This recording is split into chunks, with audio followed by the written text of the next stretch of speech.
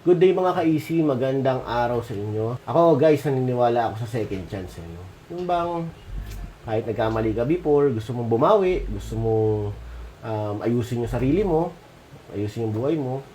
Kaya nung nag-apply sa akin tong tao na to, hindi na ako nagdalawang isip kunin. Kasi naniniwala ako na mabuti naman talaga to. And sobrang alam ko na loyal siya.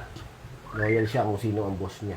Ito na, ang bago nating makakasama sa Easy Jersey. Pag mga iikot tayo sa mga branch natin nationwide, kasama natin, walang iba, kundi si Manang Casper.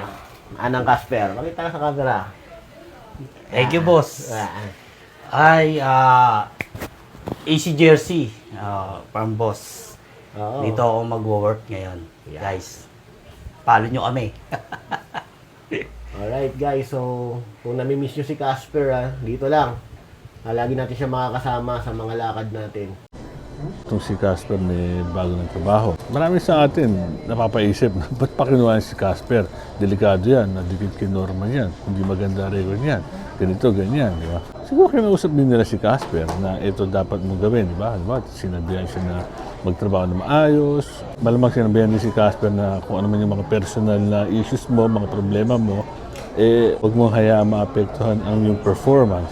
I'm pretty sure may mga legal team din yung company na yan na titingin sa mga yan. Kaya masasabi ko lang din, wag natin husgahan muna itong company nito. Baka yung mismo manager, alam ko ano yung background ni Casper, mga nangyari kay Casper, mga pinagdaanan ni Casper. Baka gusto lang nilang bigyan ng chance na magbago. At hindi rin natin alam kung ano yung sinabi rin ni Casper, baka nakiusap siya na maayos. Pero dapat yung si Casper magtrabaho siya na maayos. Ano man yung mga issues din niya, mga legal issues, kung ano man yan, kung mayroong subpoena or whatever, dapat ayusin niya yan, harapin niya. Kasi kung gagayahan niya yung ginagawa ni Norma na magtatago-tago, and at the same time, magyayabang pa sa social media, lalo lang gugulo buhay niya, lalo siyang lulubog, imbis na aangat na sana. Minsan talaga ang kailangan lang is bigyan mo ng chance ang tao na gusto magbago.